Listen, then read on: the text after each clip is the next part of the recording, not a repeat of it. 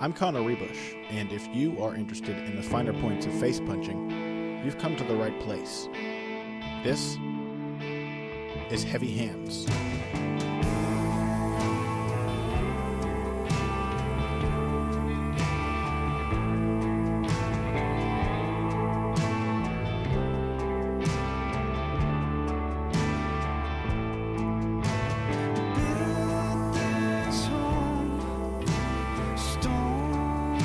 Hello, and welcome to another Heavy Hands. I'm your host, Connor Ruebusch, joined, as always, by Patrick Wyman.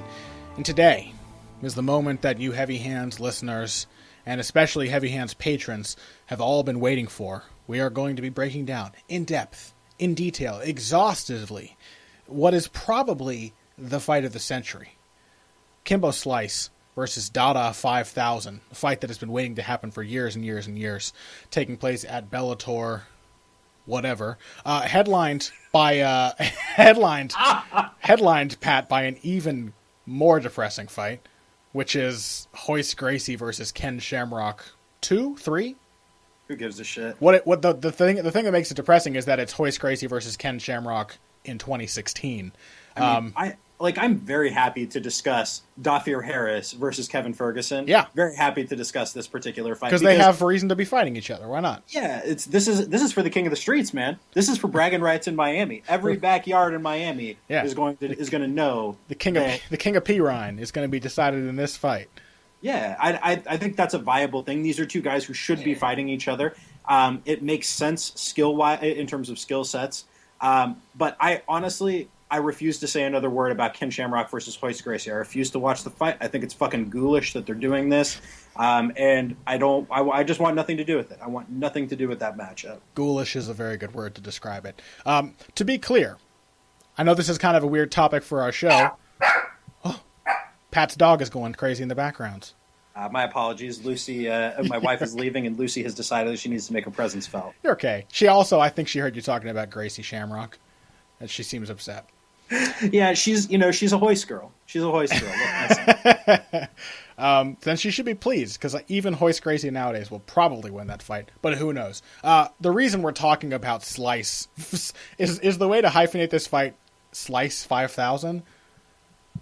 I think Kimbo Dada is my preferred parlance. Okay, that makes more sense. The reason we're talking about Kimbo Dada is because we received a very generous pledge. Who gave us that pledge, Pat?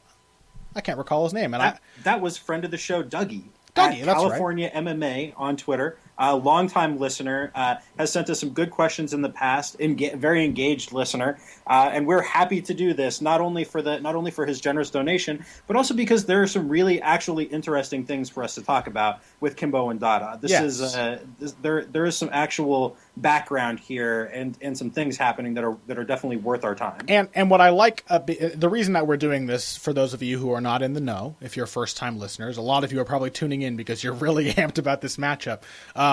We have a Patreon for Heavy Hands. You go to patreon.com and you can pledge to the show. And if you pledge $20 per month or more, then you can select a topic for a segment, 15 to 20 minutes of discussion on a topic of your choice.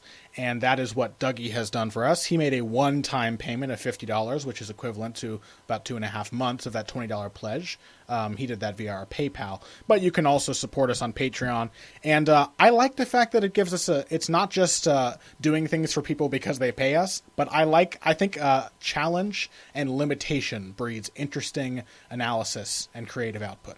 I think putting limitations on yourself and structure and the things you are allowed to discuss and giving yourself a challenge to overcome in your analysis allows you to come up with some interesting insights. And so hopefully that's what we're going to do today. We have a fight that normally we probably would not be talking about, if at least not for anything other than ironic and comedic purposes, between two guys who are not really MMA fighters from street fighting backgrounds.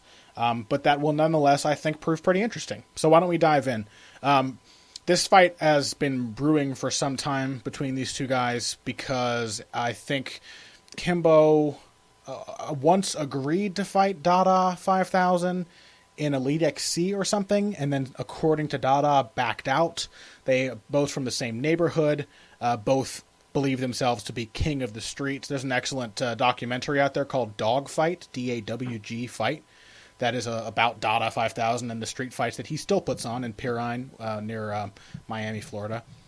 A suburb of Miami, Florida, I think. So, there's an interesting sort of character thing going on here. But in terms of technique, I think both of these guys offer a pretty interesting insight into what a street fighting background does for a fighter.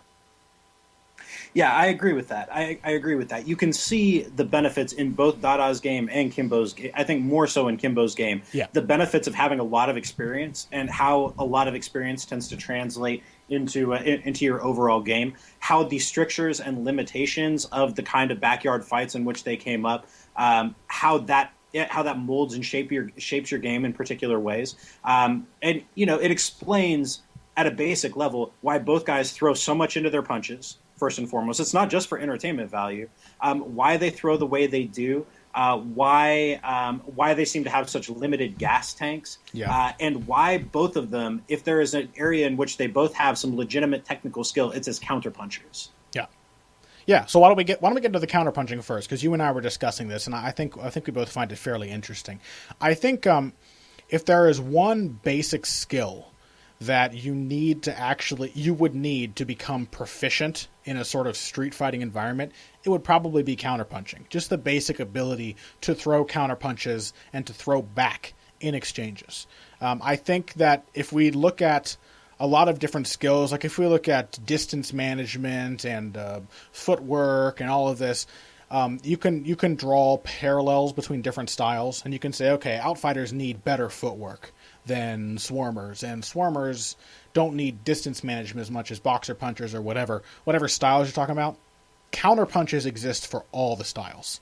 Even if counter punchers are most defined by their desire to throw counters, every style needs to be able to counter, because you cannot be an effective fighter if you can't punish your opponent for his mistakes, and if you can't teach him lessons about attacking you. And so it makes sense that in a street fighting environment, the one thing that you would need to become, at the top, in the upper echelons of that environment, as both Kimbo and Dada are, would be counterpunching ability. You need to be able to throw back. Because I was saying this before, if you watch a lot of street fighting videos, we have any World Star fans out there who just cruise World Star watching for people getting knocked out and slapped unconscious on the streets of the U.S., a very common theme arises very quickly in street fights, which is that the first punch is very often the last punch. The first landed punch is very often the last punch, or at least there is sort of a break in the action as the person realizes what just happened. And obviously, that doesn't happen in professional fighting. There are no breaks. I think the thing that separates good fighters, consistently successful fighters, from the average man is not the ability to hit, but the ability to hit back. To either avoid damage and throw back, or to take damage and still throw back. To not react badly to the assault of the other guy. Yeah, there's a lot to be said for the ability to take a shot, or at the very least to not panic when somebody's throwing at you, yes, and then throw back at them. This is a lot harder than it sounds, because your first instinct when you see fists or knees or shins flying at your face is to go the other direction. It's not to just either A, stand there, or B, go towards that. Those are instincts that you have to fight as a human being to overcome. And that's why experience is so important for counterpunchers. It's why you very rarely see young fighters with a lot of skill on the counter. It's just not a common thing. That's why somebody like Cody Garber, who we'll touch on a little bit later in the show, who is a really skilled counterpuncher at a young age, or Tomas Almeida, another bantamweight who's a skilled counterpuncher. It's why those guys are such rare commodities. Normally, when you see guys who are very skilled on the counter, they tend to be guys towards the end of their career, guys who have had a lot of time to accumulate the experience necessary to understand distance, to understand where their opponent's hands are going to be after they throw to place their shots, the timing, all of those things that take decades to accumulate.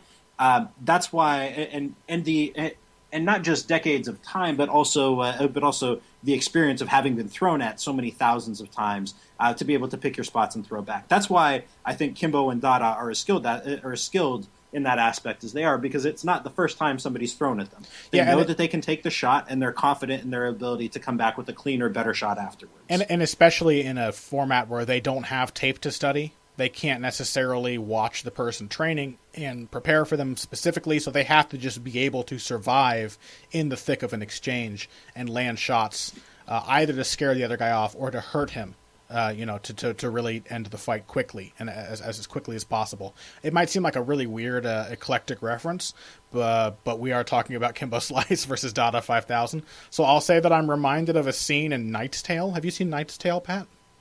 I have indeed.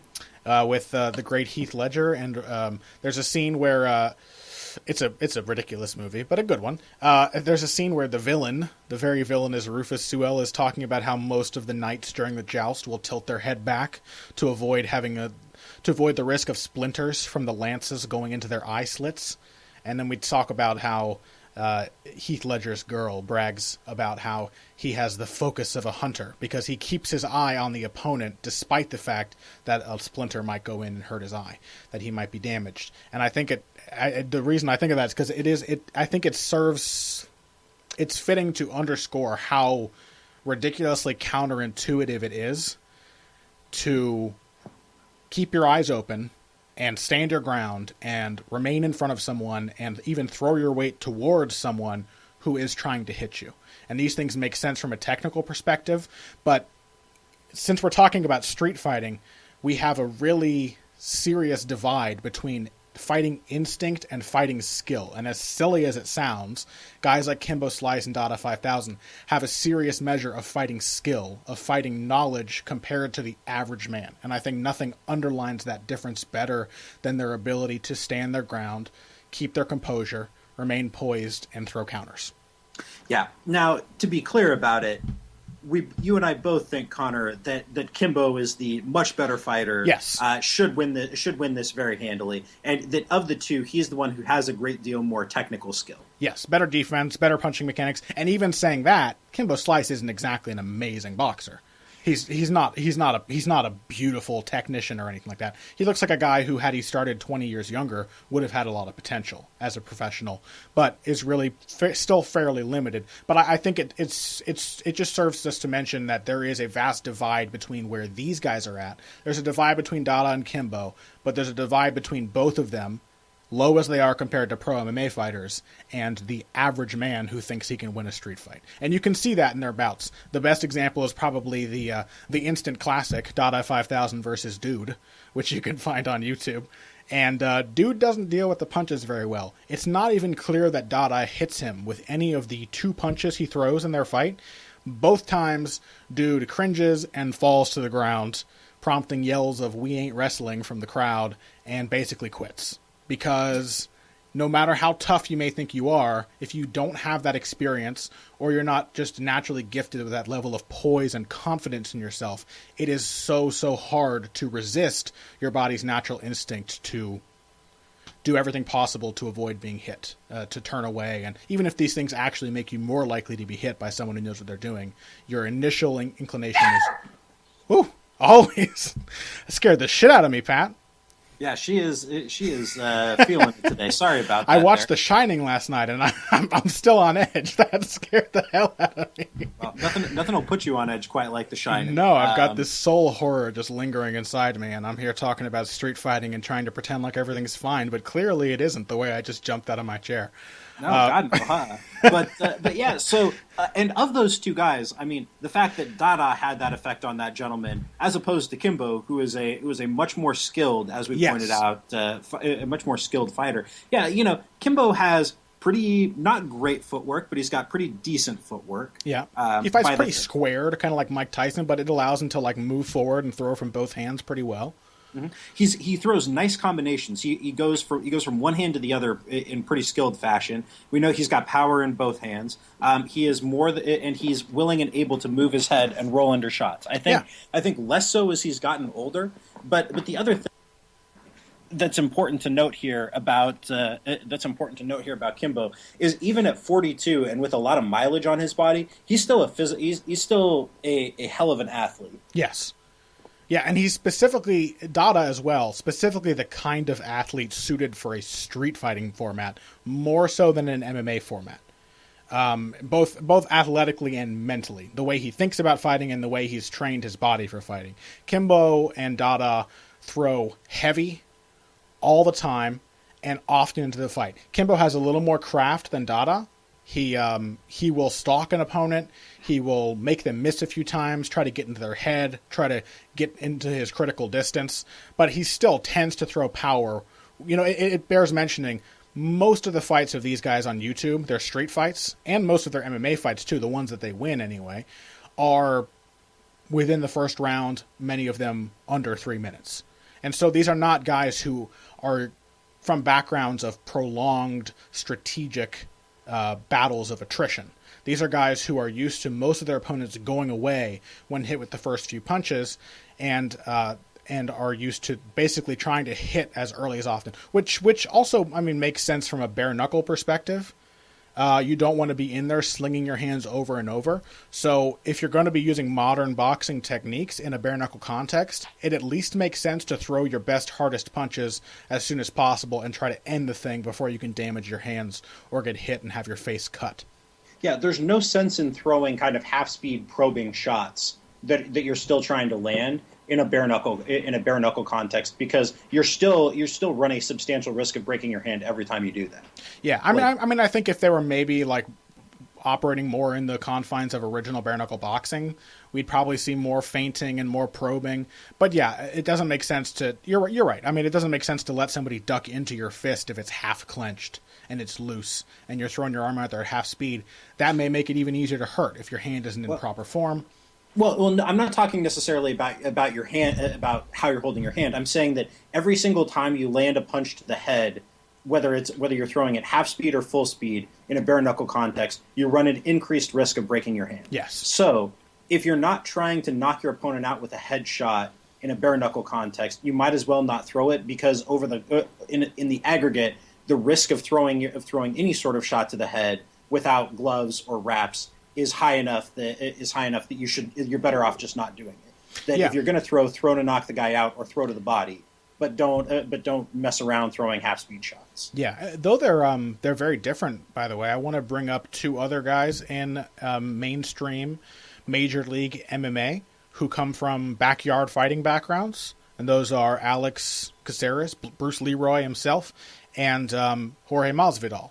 Both of those guys, you can find backyard and street fights of theirs on YouTube.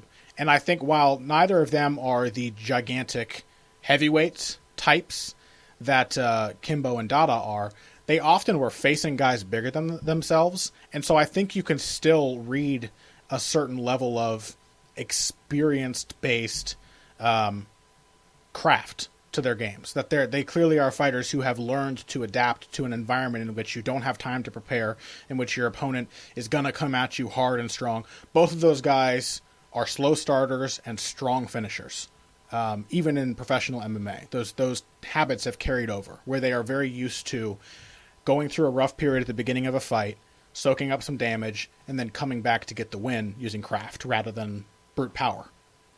So I think we've got some there. I think there are genuinely some interesting parallels between the street fighting world and the world of MMA that doesn't necessarily prepare fighters to be perfect mixed martial artists, but that I think you can still see the effects of this kind of fighting in their games when they make it to the big leagues.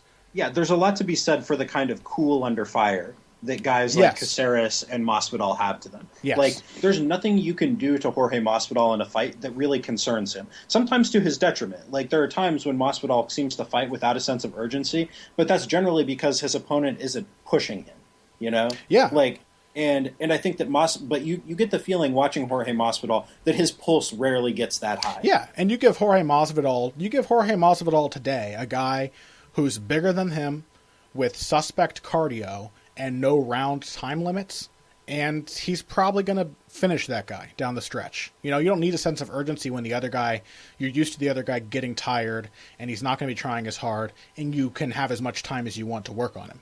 So in that context, Jorge Masvidal is like, and Alex Caceres, in the same way that like Kimbo is maybe like a boxing version of a Tank Abbott. Early MMA parallels here. Masvidal and Caceres are like early versions of Royce Gracie. They have the patience and the craft, and they're willing to weather the storm. Again, it still relies on that poise, but instead of being counter punchers, they're kind of counter strategists.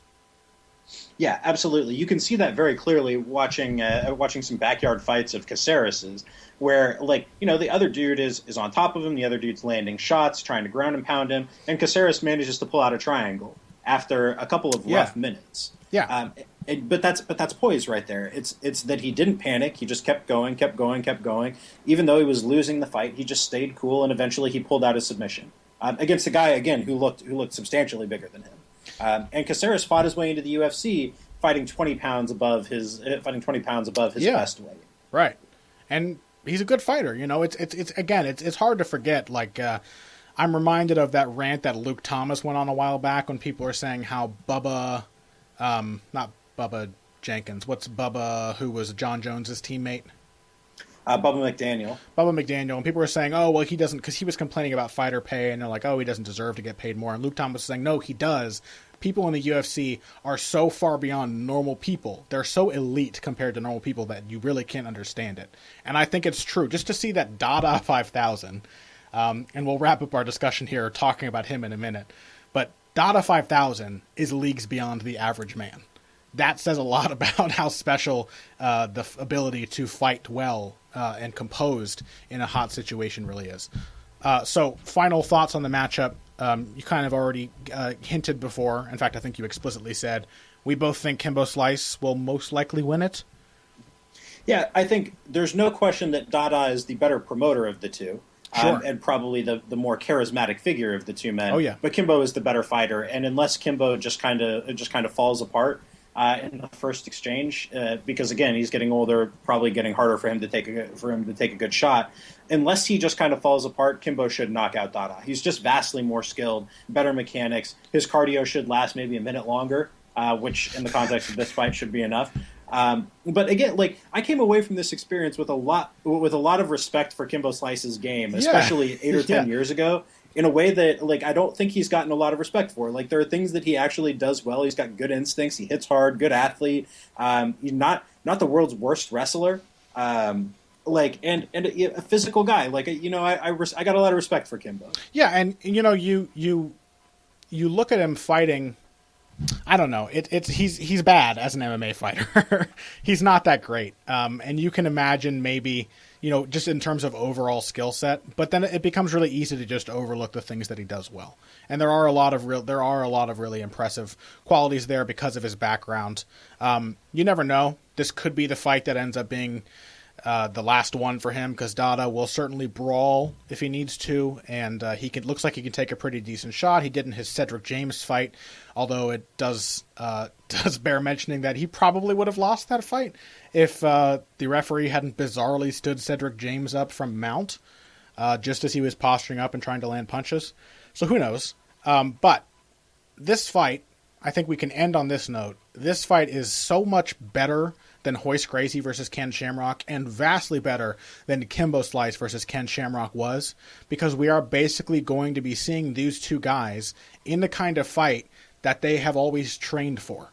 Two guys from the same neighborhood, both street fighters, both guys who are not expecting a long fight. We will basically be able to see a professionally promoted backyard fight between two backyard fighters. And so I think it makes promotional sense. It feels a hell of a lot more ethical than putting some old man in with Kimbo Slice just to have him get wrecked. It doesn't feel quite as cynical. It feels like this fight could actually be fun, even though it is obviously kind of dumb as well. It could be fun, and I don't think I'll feel guilty watching it. It is what it is, but it is something that makes perfect sense and without being ghoulish. Yes, it is what it is. What it is isn't as bad as you might think. They should put that on the poster. I think that's. I mean, that's a great tagline right there. I'll pass that along to Bellator's PR people. Maybe we can brand this week's episode with that. Okay, so Dougie, hopefully you enjoyed that discussion. Again, I enjoyed the challenge. So if you guys have some other weird esoteric topics, feel free. Please keep them restricted to fighting technique and strategy. Give us a matchup to break down, something like that. I don't want this to become a thing where we're just being challenged every week to discuss something that is really hard to discuss. I don't want to talk about Chuck Norris versus Bruce Lee or any silly shit like that. But I am interested to find new and interesting angles from which to approach combat sports, and this is one. Two guys from backyard fighting backgrounds is more interesting than it might seem at first. So thank you very much for your contribution. If you guys want your topics discussed on the show, you can pledge to Heavy Hands on Patreon. $20 a month will get you that. $5 a month is much cheaper, and we'll answer a question for you. So if you don't have that much of an interesting topic, or something you don't think can bear 20 minutes of discussion, although you'd be surprised, then $5 might be more your speed. Either way, we appreciate your support. Thank you again to Dougie. And for the rest of our show, we're going to try to discuss some of the interesting elements of the upcoming UFC card. Cowboy versus Cowboy. Donald Cerrone moving up to welterweight to fight former lightweight Alex Cowboy Oliveira. The winner of this fight gets to walk away with the title of Cowman, I believe, is the contracted agreement here. And a couple of other interesting fights in this card. So we'll take a quick break. When we come back, we will discuss those. Hey everybody, thanks for listening to this week's Heavy Hands. If you like what you hear, please consider pledging to support the podcast on Patreon. Patreon is basically continuous crowdfunding. You sign up to contribute a certain amount per month to help us with production costs and the like, and in return you get rewards ranging from a mention on the Heavy Hands website to a question or topic of your choice being discussed on the show. We have a lot more in the works to reward you for your help, and we appreciate every contribution. No amount is too small. Just head over to patreon.com and find how you can help out, the only show dedicated to the finer points of face punching. Now let's get back to it. And we are back. I did realize after we recorded that segment, Pat, that it went 5 minutes over the promised segment length for a topic pick from a patron. So I think we're going to have to extract another $5 from Dougie. So there's going to be like a pay barrier on the first part of the show, I think. Just to make I'm with that, but only for Dougie. Just for Dougie. Everybody else, I mean, it's not fair for us to limit what they get to listen to, but Dougie paid for that segment, so I think we should really, really put a pay barrier for him, block his social security number until we can extract the extra dollar per minute that is in the contract. Yeah, maybe contract with a debt collection company. I don't know if there'll be time. Sorry, Dougie, your credit score is fucked. It's not looking good. You made a mistake. Yeah, Heavy Hands has put a lien on your place of residence. It's it's rough time. But in the second segment here, we're going to be talking about this weekend's Cowboy fight, which is a hell of a tagline. Between Alex Oliveira and Donald Cerrone. And this is a really interesting fight for the UFC to have put together on short notice. It is. It is. I was very interested in Cowboy Means. I didn't realize until just tonight that it was a welterweight fight because I saw that Means was fighting Cowboy. My initial assumption is that Tim Means was moving back down to lightweight because I know he'd fought there before. In fact, Cowboy was deciding to go up to welterweight, maybe following his recently controversially vanquished friend Ben Henderson and moving up to 170. I'm not sure that the matchup will be as nice for him as I think most people are expecting. Obviously, Cowboy has more name recognition. He's well known as an action fighter. He's even picked up more of a reputation as a dangerous finisher. In recent years, he's become much more of a knockout artist than he ever was before. Seems to have packed on a little muscles, a little more powerful. But that being said, Pat, you said that he's about, 175 before he starts his fight camps to fight at lightweight? Yeah, he was quoted the other day as saying that before this fight he was 175. Alex Oliveira was asked about his size, and he was at 202 pounds before he cut down to fight Piotr Hallman and rehydrated in the cage to 183.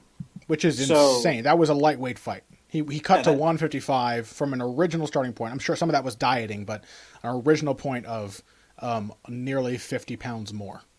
Yeah, that's insane. So he also just has a much larger frame than Donald Cerrone too. Yeah. He's got freakishly long legs, freakishly long arms. He's a big dude, and also Oliveira is. I think this is the thing that really stands out to me about just about everything he does.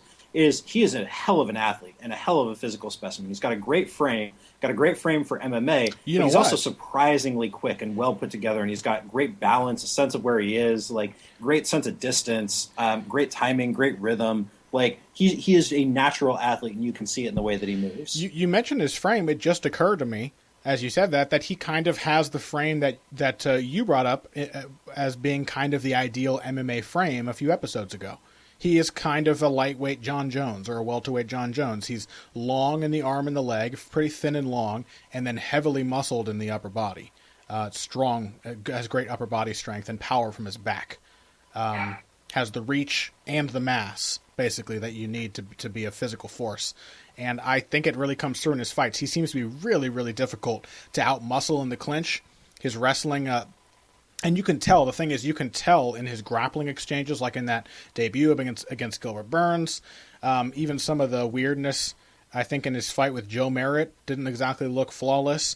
His grappling is not necessarily super technical, but if we're going to go run with the John Jones comparison, there's not really many reasons we should, but just to run with it briefly, John Jones kind of proved how untechnical he was as a submission grappler, despite having already won the light heavyweight championship when he beat Vitor Belfort. I think Oliveira, like Jones, is a good indicator of how successful you can be with the right frame and the right degree of athleticism in this sport, that he just has really good instincts for fighting. Yeah, and also a skill set, a particular set of skills that are tailored to your frame. So Yes. Oliveira's grappling game, on the whole, is not very well rounded. It's pretty limited. He's getting better, and clearly so over his last few fights, but it's still fairly limited. But he has a couple of things that he does really, really well. He's awesome from a front headlock and a seatbelt position and in transition. So he's really good at getting a takedown, letting you scramble up to like the turtle, then either grabbing a front headlock or grabbing the seatbelt and getting to your back. And so from there, he's a monster at landing shots. He's really, really good at getting to the back. He's got great instincts for finding a rear naked choke. So in that one particular thing, which suits a guy with really long arms and really long legs. In that particular thing, he's got a good measure of skill. Everywhere else, he's still kind of learning. Right. It's kind of that transitional skill, right? He's kind of innately suited for a few of those things. If he were to get locked down in one phase, and it almost seems to me, thinking about it now, that the most dangerous place in this fight for him might be on the ground with Donald Cerrone, playing with Donald Cerrone's submission game. Oh, my prediction for this fight is that Oliveira is going to have a fair bit of success on the feet, especially early, but that eventually Cerrone is going to get him to the ground and submit him. I think it's going to be kind of a rough night for Donald for a variety of reasons, but eventually I think the just Cerrone's sheer knowledge of grappling is so much deeper than Oliveira, and if he spends any time with him there, eventually Cerrone is going to get him. And you can't really understate. Or I guess you can't overstate. I'm not sure what I'm trying to say. You shouldn't overlook the success to which Donald Cerrone has had throughout his MMA career as a submission grappler. Most of his finishes, the vast majority of his finishes, have been by submission. He's only had 5 knockouts. As I said, most of those are recent. 15 submissions. Now, granted, a lot of those submissions came after knocking an opponent down. We saw he tried to submit Melvin Guillard in one of his most recent knockouts after sending him to the canvas. That's crazy, too. I say one of his most recent knockouts. It was only 3 years ago, but it was, my God, like 10 fights ago. Donald Cerrone's a very active fighter. But the submission game has often been kind of the ace up his sleeve. And I do feel like I'm agreeing with you that will probably be his saving grace in this fight. Both you and I guess this suggests that both you and I seem to think pretty favorably of Alex Oliveira, not only in this matchup, but as a potential welterweight going forward. Yeah, absolutely. Because, again, you can't put a price on the kind of physicality that he has, on his athleticism, on the kind of frame that he has, on his instincts, too. I mean, again, I mentioned this a little bit earlier, but he's essentially an outfighter. He likes to be on the outside where he can use that long reach, where he can use those long legs. Got a nice crisp jab, nice front kicks, nice round kicks when he throws them. But he's got a great sense for when to dart in and out with combinations. He's really good at getting in and out on angles. He's not easy to hit that way. He moves his head pretty well. Off air, Connor, you used the comparison of somebody like Dominic Cruz. Obviously, he's kind of a poor man's version of that, but does a lot of similar things where it's not the most technical footwork, but it gets him where he wants to go effectively. And so I think there's a lot to be said for Alex Oliveira's skills as a striker. And that he can go. He's got a long way he can go up. Yeah, absolutely. I'm trying to think here. I'm wondering why we feel so compelled to say that he is naturally gifted as a fighter. I guess it's because he is, shockingly, despite how he looks, he's 27 years old, at least according to what he says. Who knows if it's true? And he is fairly inexperienced. He's very inexperienced. He's only been fighting since December of 2011. So the reason I think you call him naturally gifted is because even before he started fighting in 2011, he had no combat sports background. He was a bull rider and a cowboy, literal bull rider and a cowboy. Of the two, definitely more deserving of the name cowboy. I think Donald Cerrone maybe rode bulls for a bit when he was a kid, but I'm pretty sure that Oliveira was a professional bull rider for some time. Yeah, and he actually did that up until just before he signed with the UFC. Maybe explains his powerful upper body. But, he's very, very inexperienced, so I guess we feel compelled to say that he's naturally gifted. I do wonder, I don't really know much about Tata Fight Team, which is where he fights out of. He's with American Top Team now. Is he? Okay, well, so it's probably not all from experienced coaching, but who knows? The things we talk about when we say that he's naturally gifted, though, are like that sense for angles. I think instincts is the word you use that really struck me, because it's not just that he is strong or explosive or powerful. Those are the things we usually mean when we say someone is naturally gifted. We're talking about their base athleticism. Oliveira has good instincts, which means he seems to be innately a good thinker as well. He capitalizes on opportunities intelligently, and not just opportunities to finish, but opportunities to tilt the fight in his favor. He uses things like rhythm to set opponents up for strikes from long range. One of the things that stood out to me while watching his most recent fight, really impressive performance against Piotr Hallman, was how he capitalized on opportunities to kind of enforce his physicality on Hallman. He clearly was preferring the long range in the matchup, but when he did land a strike or when Hallman failed a takedown or was off balance, Oliveira wasn't content to just fight at range. He bit down and came forward and made sure that Hallman had to respect the pocket that surrounded him, the sort of the bubble of threat surrounding Oliveira's body, and it sort of broke his confidence in the fight, setting up a later finish, which is not something that a lot of just athletic fighters tend to have early in their careers. Yeah, there's a lot to be said for that. And I mean, again, but all of that to me is kind of secondary to the fact that Oliveira hits real fucking hard. He does. Like, he's got serious snapping. He's got the long arm dude power where you can see just the sheer snap to his shots and the way that it moves guys' heads when he hits them.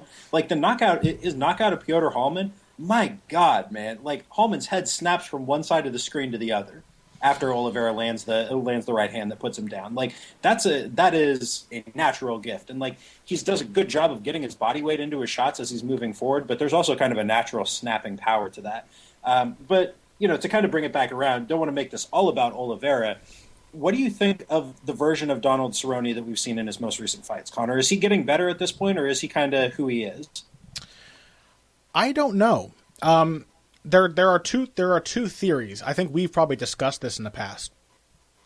And my initial inclination was to say that, yes, Donald Cerrone is getting a little better by small degrees. I don't think we've seen much drastic change from Donald Cerrone. I do think that some of it seems to be that he's just coming into his physical prime. You could look at him and say, okay, he's 32 years old. He's a little more muscular than he used to be. He seems to be hitting a little harder.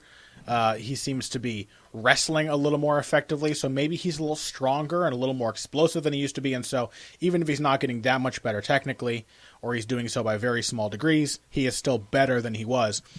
The other side of that, you could say, is that maybe he is actually sitting down on punches more because he's actually leaving his prime, that he has fought at such a ridiculous rate that it's starting to take its toll on him, and that may be the reason why he feels like he wanted this fight at welterweight too. That maybe he felt like it was, even though his cut isn't that much, it was perhaps taking a toll on him or becoming more difficult just to cut those 20 pounds to get to the lightweight limit. Yeah, I mean, of those two perspectives, and maybe this is just because I'm more of a natural pessimist, I tend toward the latter line of thinking. I think the version of Donald Cerrone that we saw against Benson Henderson, against the best version of Benson Henderson that we'd seen to that point in last January, the guy who fought Miles Jury, who did he beat before that? Before that he beat Jim Miller, was his last fight, or Eddie Alvarez. Yep. I think the Donald Cerrone in that 4-fight run right there was the best Donald Cerrone. And To be honest, against majesty, I think he got hit a lot more than he needed to get hit. Part of that is the fact that majesty is a seriously skilled striker, but it seemed to me that Cerrone had trouble setting his preferred range. He had trouble getting in and out on angles, and then his fight immediately after that was him getting shelled in 66 seconds.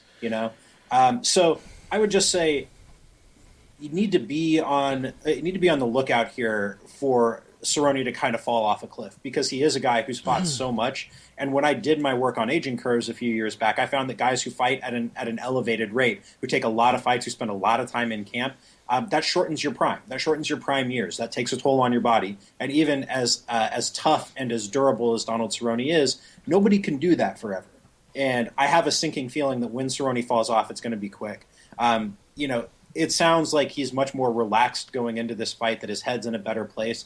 But you could just as easily read that as him not caring quite as much and not training as hard. Mm-hmm.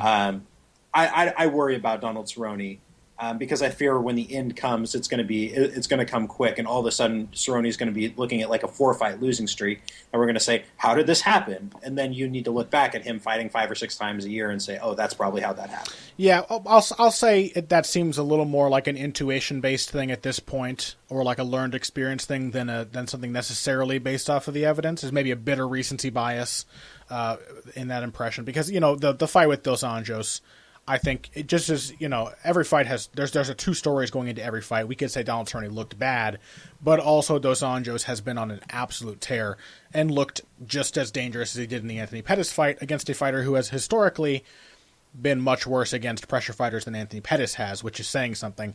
And that we can double down on that impression by saying that it was only 3 years ago, just about, that Cerrone was stopped in the first round by Anthony Pettis. Similar onslaught, starting with the body kick that hurt him early in that bout. And so we've certainly seen Cerrone take bad beatings from early aggression, fighters who show early aggression before in his career. And I do think I agree with the first part of your statement. I think that the Ben Henderson fight, even though I thought Ben Henderson won that fight, I thought he won it fairly clearly.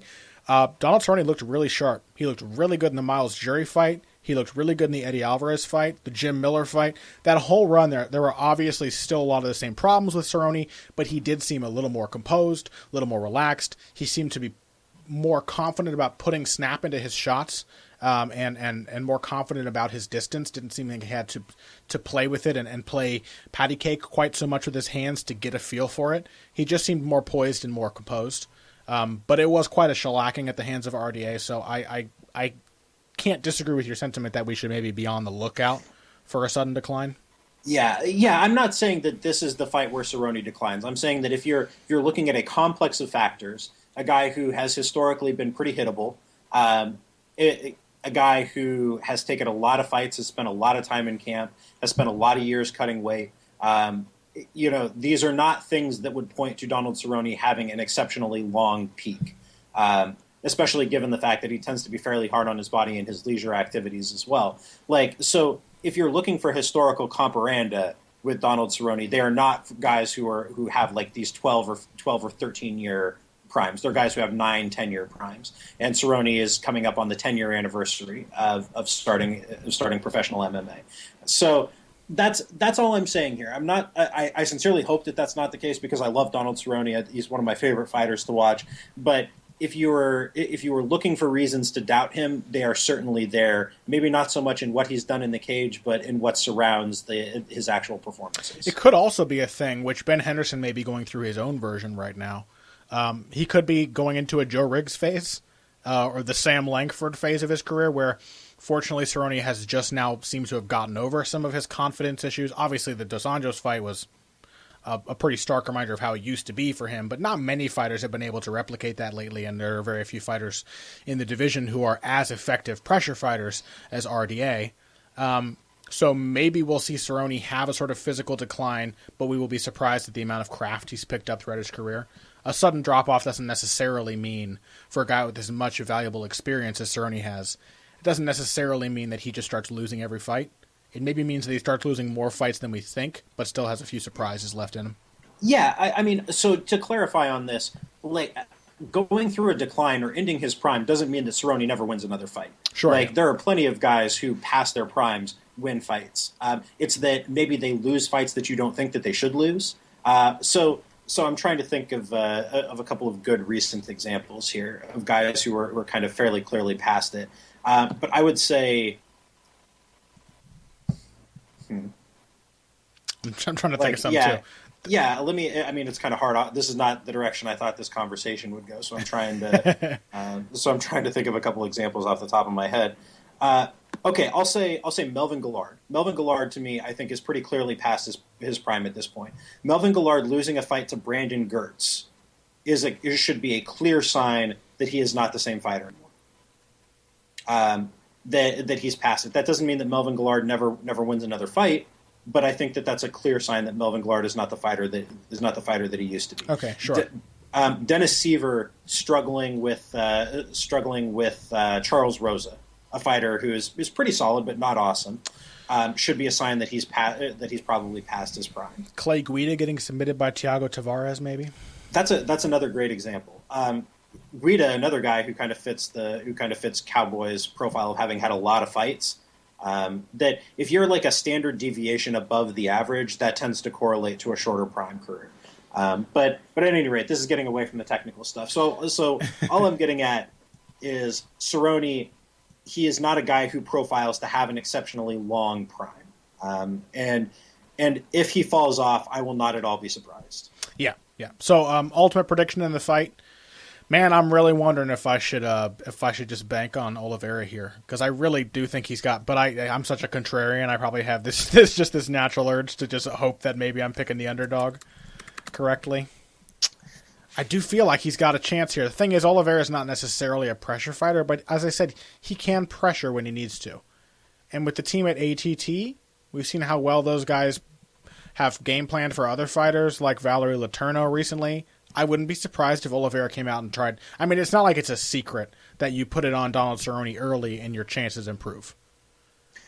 Yeah, I think Cerrone finds a way to get this done, but it wouldn't at all surprise me if Oliveira put a hurting on him first, or even if Oliveira won. But I think the balance of skill runs so far in Cerrone's direction as a wrestler and a grappler that I think eventually he will find a way to make that work for him. Like, you know what this actually reminds me a lot of, the dynamic in this matchup is speaking of somebody that Cerrone has fought 3 times, is Henderson Thatch. Like, it wouldn't at all surprise me if this fight looked a lot like that. That's a very good comparison. I think I see that. I think the wrestling for Cerrone, because I think that has been the one area of his game that has really improved recent years. Man, I remember when he fought KJ Noons and he was like, well, I know Noons can't wrestle, and he went in there with the intention to wrestle him. He hit like a beautiful knee tap and then cracked him with a knee as he just let him stand back up. Like he walked him into it. He's actually a very crafty wrestler. So yeah, I think that probably will ultimately be a tilt in his favor. Maybe not as early in the fight as he would like it to, because Oliveira is so physically strong, but Cerrone has never had problems with stamina. He is a good wrestler. He's got the timing and the depth of skill. So I think I'm probably tending the way you're going, not to chicken out, but I think probably Cerrone maybe winning it by a submission. I mean, he's got 5 rounds to work with here. That's a big thing for Oliveira, and we do have to remember it is another short notice fight for Oliveira, whereas Cerrone has been in camp for the whole time. So 5-rounder with full camp, you got to favor the more experienced fighter, I think. Yeah, I'm with that. Okay, well, when we come back from this break, we are just going to kind of take a look at a somewhat cursory look at the other matchups on this card. Which ones were standing out to you, Pat? Well, not so much matchups as I thought that there were some other interesting fighters. Like, I think Cody Garber is worth talking about. Dennis Bermudez, another interesting guy. And also not fighting in the UFC this weekend, but I think Marlon Moraes, who's defending his World Series of Fighting Bantamweight title, worth a little mention. I would love to talk about Marlon Moraes. Okay, so we'll talk about those 3 guys after this break. Financial support is fantastic, but there are other, even easier ways to support Heavy Hands. Perhaps the best is by spreading the word. We know our fan base. You're all cool, popular people with serious social media presences. You're tastemakers and trendsetters. Okay, there are 1 or 2 of you that don't fit that description. You know who you are, but no matter what, you can always help us out by telling folks about the show. And you can also give us a positive rating and review on iTunes and Stitcher, things like that. We rely on word of mouth and positive feedback to grow and improve, so thank you very much for your time and your help. Now, back to the show. And we are back for our final segment. We thought it would be interesting to just kind of run through a few interesting fighters that are fighting this weekend. Not necessarily looking at their matchups, but just talking about some guys that don't normally get a lot of discussion, haven't really necessarily made their names yet. The first guy we wanted to talk about was Marlon Moraes, who is the World Series of Fighting bantamweight champion, fighting Joseph Barajas, or is it Barajas? Should be Barajas. Fighting Joseph Barajas. Is it Joseph? Joseph Barajas this weekend. And Moraes is a really, really interesting fighter. He's a rare kind of fighter. He is, I think, someone who, more than almost anyone I can think of, someone who is defined by his ability to counter kick, which I think is a very rare skill set, especially in MMA. Maybe has to do with the fact that he's such a small guy. Takedowns aren't quite so consequential at bantamweight. I doubt we would see such a successful counter kicker at heavyweight, for example, where the consequences of being off balance are so much worse. But Moraes is still, even in his division and in divisions around his, he is particularly good at countering oncoming opponents with his kicking game. Well, yeah, that definitely stands out. I think in general, he's one of the very best strikers in that division. Yes. In a division that is full of really good strikers, I would say Marlon Moraes could have a competitive striking matchup with anybody, including T.J. Dillashaw, Tomas Almeida, Dominic Cruz, guys like that. Wow. I think he could be perfectly competitive with any of them. I wouldn't pick him to beat T.J. Dillashaw or Dominic Cruz. Almeida would be interesting because he's a little tighter defensively, but I wouldn't necessarily pick him to beat them, but I think he would be perfectly competitive. I think he would go to a decision with those guys. Yeah, I could see that. Yeah, I could actually see that. Maybe take a couple of rounds from somebody like Dillashaw or Cruz. He is a very mobile fighter, very, very light in his feet. He reminds me a lot of Edson Barboza, which is funny because you just mentioned before we began recording that he has trained with Edson Barboza for a long time, that they've been friends for a long time.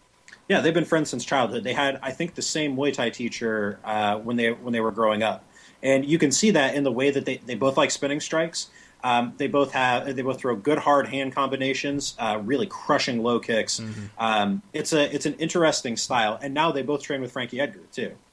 So they have, not only did they get their starts together, they have evolved in much the same ways over the years. Though Barboza is obviously a much more physically talented guy than Moraes is. I think Moraes is a little tighter technically. Yeah, I think he's a better defensive fighter than Barboza. Do you think he falls into that same kind of rote striker category that we've often penned Barboza into?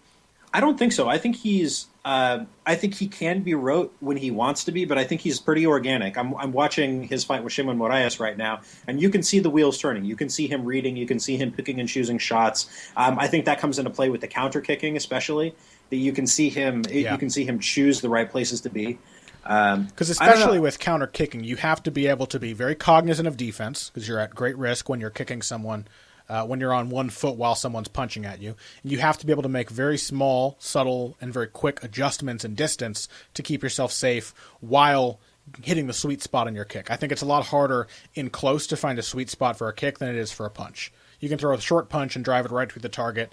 A kick that is too short is a lot harder to generate the torque. It needs the right amount of distance to build up that torque. And it needs more body commitment. And Moraes is so good at both of those. I guess that would have to speak to a certain ability to think on the fly. Yeah, absolutely. I'm a big Marlon Moraes fan and have been for a long time. Ever since before he won the title, I featured him in my prospect series that I did on Bloody Elbow. Was that 2.5 years ago? So I've been on the Marlon Moraes train for a long time. I think he's a really good fighter. I hope that at some point in his career, before he's kind of past his prime, we get to see him against some elite fighters because he's an excellent striker. He can do enough of everything else too. He's a good wrestler. He's a good grappler. He's an excellent all-around fighter. You don't let the fact that he fights in World Series of Fighting fool you. I think he's a pretty legit top 5 fighter in that division. Okay, so why don't we move on to Cody Garbrandt next? Cody Garbrandt is fighting on the Cowboy versus Cowboy card this weekend. He is on the main card now, bumped up, and he is fighting Augusto Mendez, was originally scheduled to fight John Lineker. You got to think that Augusto Mendez is a more favorable matchup than Lineker was for Garbrandt. Likes to fight in the same kind of rage as Garbrandt, probably hits harder, probably takes a shot better, probably gives less of a shit. So John Lineker's a dangerous matchup, but in typical John Lineker fashion, he came down with dengue fever, which is something that people get, and is now was forced to withdraw. So we're going to see prospect Garbrandt against another prospect from a very different background. Garbrandt's a really interesting fighter. I think he's got great potential. Actually, I think I have a running bet out there with Wolverine Riley of the Dinky Ninja. He may not be Dinky Ninja. I may have messed up. Wolverine Riley, Scottish fighter, who I think he says he thinks he'll be the next guy to leave Team Alpha Male, Cody Garber. My pick was Paige Van Zandt. So we'll see. But he is a prospect that a lot of people have their eyes on because he's really interesting for a lot of reasons. Yeah. Well, so first and foremost, he's an awesome athlete. He's really fast. He's got a deep boxing background. He had more than 30 amateur boxing bouts. He was also a high school wrestler. He's been training with Team Alpha Male for quite a while. You can see he has a very advanced game for such a young fighter, at least especially as a striker. Like he's tough. He's got a great counter-punching arsenal for somebody who's only 24. That's where you can really see his experience and his striking background. He's got big power in both hands, real big power. It's really, really hard. Pushes a good pace. He's got a nice, educated jab. He's willing to exchange, but does so pretty intelligently. He's also a really physically imposing wrestler when he chooses to be. It's a great arsenal of takedowns. Not much of a grappler, but I think he's kind of getting there. So this matchup against Mendez stacks up in his favor because you've got to think that Garbrandt's going to be able to keep it standing. And once there, like Mendez is a multiple-time jiu-jitsu champion, but there's no way he can compete on the feet with somebody at Garbrandt's caliber. Yeah, Mendez is like the most Brazilian I've ever seen a non-Brazilian jiu-jitsu stylist fight. Like a lot of the Brazilian, like Leonardo Guimarães, who was supposed to be on this card, who was supposed to be fighting Trevor Smith before Trevor Smith got injured. Bummer, too, because what a middleweight fight that was. Leonardo Guimarães is the same kind of fighter, where he's like the BJJ guy with bad cardio who is just an insane brawler. That's kind of Augusto Mendez, except that Mendez is phenomenally better on the ground. He is a really, really decorated submission grappler, great jiu-jitsu game, but is just as wild on the feet and he's very physically strong.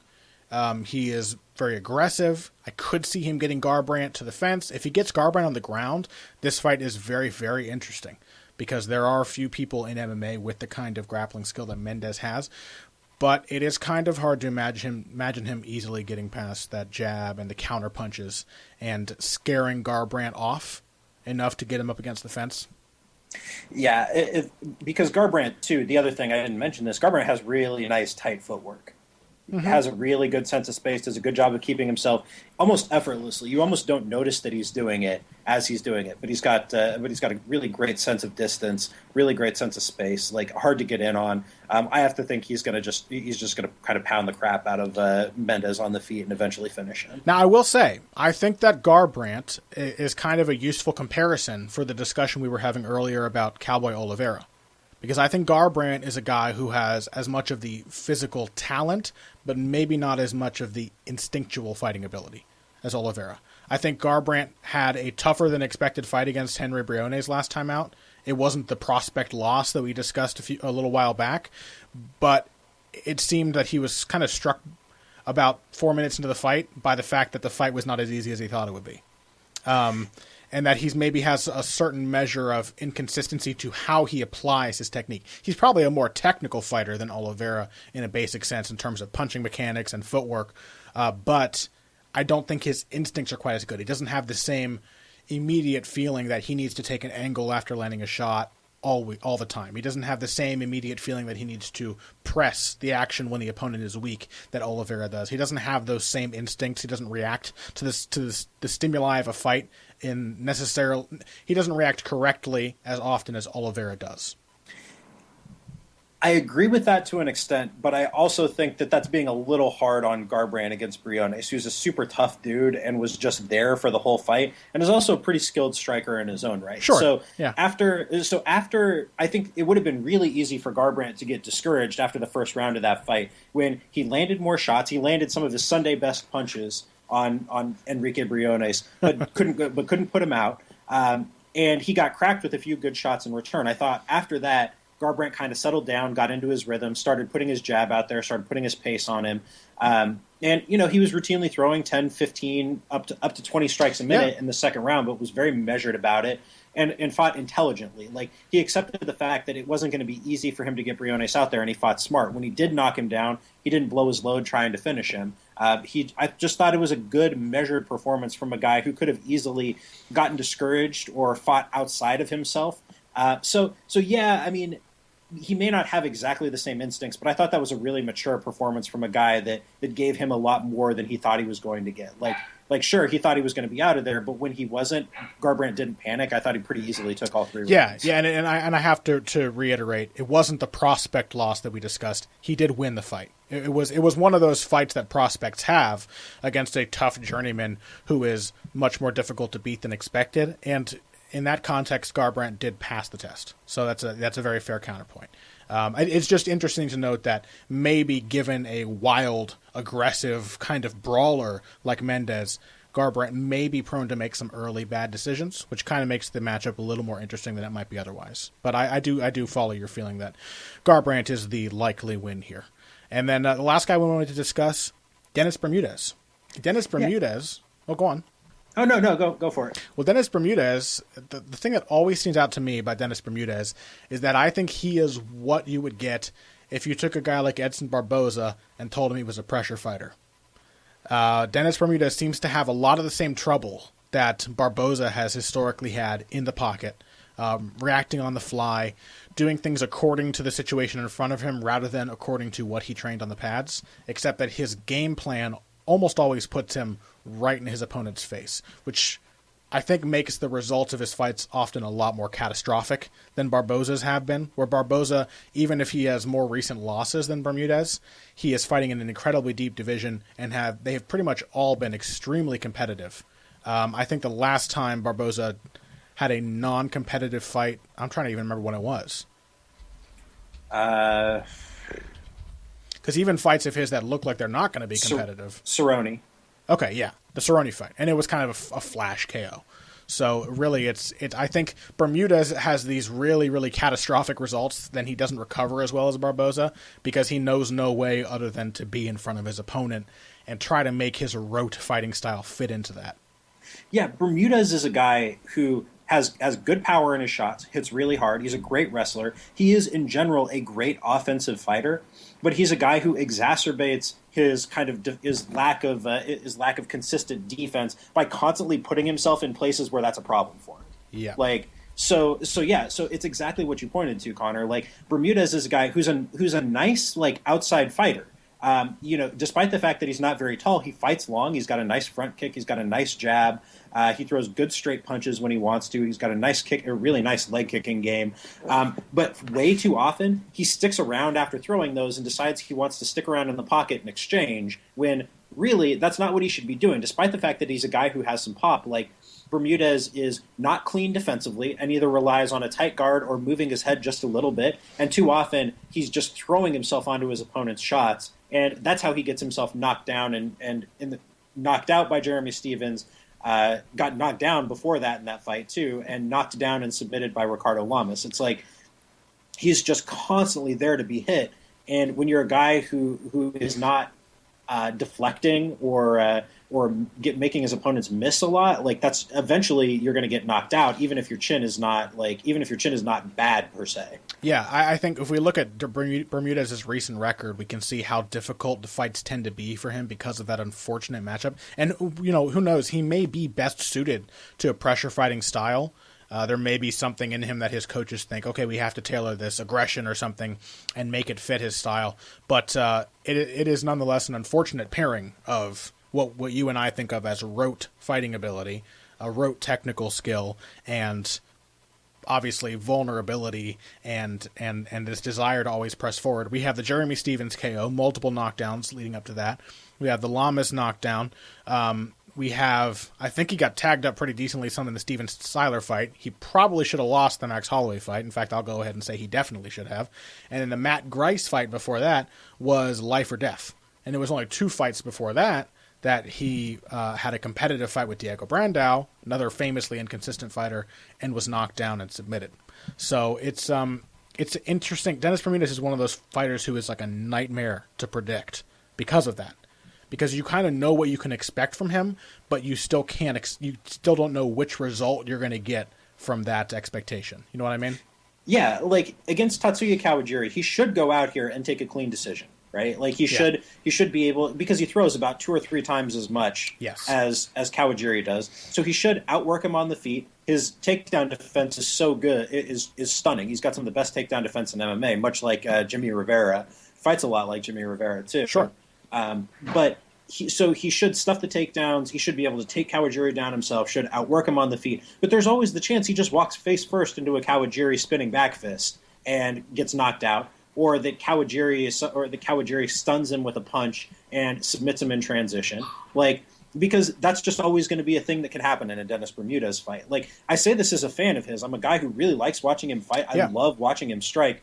And it's also true of guys, now that I'm thinking about it, got a lot of guys that he trains with, a lot of guys out of the same team, like John Vellante, too. Yeah. Same kind of issue. They fight in a really rote kind of way. It's not an untechnical way. There's a lot of technical skill to what they do, but it is not necessarily suited to their physicality or their or their preferences. There's a certain kind of roboticism to it, and like with Bermudez, the thing that every time I think of Bermudez, and I like watching Bermudez fight as well. He's actually a pretty good technical striker in terms of technical ability. He does things well, and obviously as a wrestler and a submission grappler, he's very good in those ranges and those phases. But I always I just see an image of him in my mind of him doing like the Shogun Hua Mike Tyson impersonation, where he's in front of an opponent and he knows he's supposed to be moving his head, so he just kind of bobs back and forth 5 or 6 times and then just dives in a straight line with a preset combination that the other guy is able to time because, of course, it's a 1-2-3. That's the thing you're trained to throw. There's kind of a facade of unpredictability to Dennis Bermudez's game, and for experienced opponents, it's always a risk for him because despite his great physical gifts and his great the technicality with which he applies his techniques, the thought is just not there. The in the moment, on the fly, the feel or the thought, however you want to put it, the instincts just aren't there. Yeah, absolutely. And that's how he lost that fight against Jeremy Stevens, which is a fight that, from a technical perspective, if you just put their skill sets alongside each other, that's probably a fight that he should have won. Yes. But he got repeatedly tagged by a guy who has a much higher fight IQ, who's much more comfortable in the moment. Yes, a very crafty, a guy with less technique, but better feel for the fight. Yeah, absolutely. And more experience, too. So, good discussion. I'm looking forward to these fights. It's a weird card. It was a little better before it got ravaged by injuries, but still some interesting things going on. Marlon Moraes over in World Series of Fighting. He's getting paid over there despite not being in the organization, which we'd like to see him. So good for him. Should be a fun fight. Always fun to watch him perform. And Dougie, thank you again for your contribution to the show. We hope you enjoyed that Kimbo Slice versus Dada 5000 discussion at the beginning of the episode. I know we surprised ourselves with the amount of material that we were able to generate from that fight, which obviously was kind of pledged as a joke, but I had fun. It was fun to discuss it, so we hope you had fun as well. Anything you got coming out this week, Pat, before we wrap up? I got a couple of things coming out this week, Connor. I'll have my usual in-depth preview of this weekend's card coming up on Bleacher Report, and then I think I'll probably write a little something now that we got a little talking about it about Donald Cerrone and aging curves and whether he's falling off and what he needs to worry about moving forward. Very interesting. Well, I think I'll be writing about the opposite side of that matchup. I'm going to write about future potential for Alex Oliveira and some of his nice fighting instincts and the things that he does well. And then hopefully we'll have it coming out this week. Phil McKenzie and I, the wonderful Phil McKenzie, friend of the show and one of the best damn MMA writers out there. If you haven't read his work on Bloody Elbow, you definitely should. We're going to be doing what should be an ongoing series about middleweights in the UFC, which is a topic that you could only really understand and appreciate if you're as much of a fight geek as we are, you and I and Phil. And I think we're going to call it the League of Extraordinary Journeymen and just kind of try to take away what we can from middleweight matchups. And though we did unfortunately lose Trevor Smith versus Leonardo Guimaraes, we do have some other good middleweight matchups on this card coming up this weekend. We got Daniel Sarafian versus Aluwale Bangbose, which is just a very middleweight fight. And then Chris Camozzi versus Joe Riggs. and then Derek Brunson versus Rowan Carnero, which is almost breaking through that upper limit of what qualifies as a true middleweight matchup. So we're going to try and get some interesting perspectives out of that. It should be fun, a little humorous, a little serious. It's kind of like, it's kind of like the Slice versus Dada discussion. It's like, what can you get out of this kind of weird discussion? Hopefully we will be able to surprise ourselves. I'm looking forward to it. Anyway, we hope all of you listening enjoyed today's show. We're looking forward to the weird mixture of fights this weekend. Coming up very soon, of course, we're going to have Conor McGregor versus Rafael dos Anjos. Anderson Silva is fighting Michael Bisping. If all goes according to plan, Pat, are we still going to be doing a Sherdog thing after that? Yeah, as far as I know, you and I will have to talk to TJ, but to be sure. But as of right now, I completely forgot about this. You and I are going to be doing Beatdown After the Bell with TJ DeSantis on Sherdog after the Silva Bisping fight. Yeah, which should be fun. I'm interested in that matchup. It's been a long time coming. Kind of like Pacquiao Mayweather. It's one of those fights where it's probably going to be maybe about as close as it would have been because both guys are older. So it's still a fun fight that I'm looking forward to. Anyway, a lot of good stuff coming up in the future. A lot of good stuff to talk about. The fight schedule should be picking up pretty soon, and then hopefully we can come up with some more non-fight schedule related topics to discuss in the various interims this year. Please stay with us. Thank you for listening. If you came here today for the finer points of face punching, you came to the right place. This has been Heavy Hands.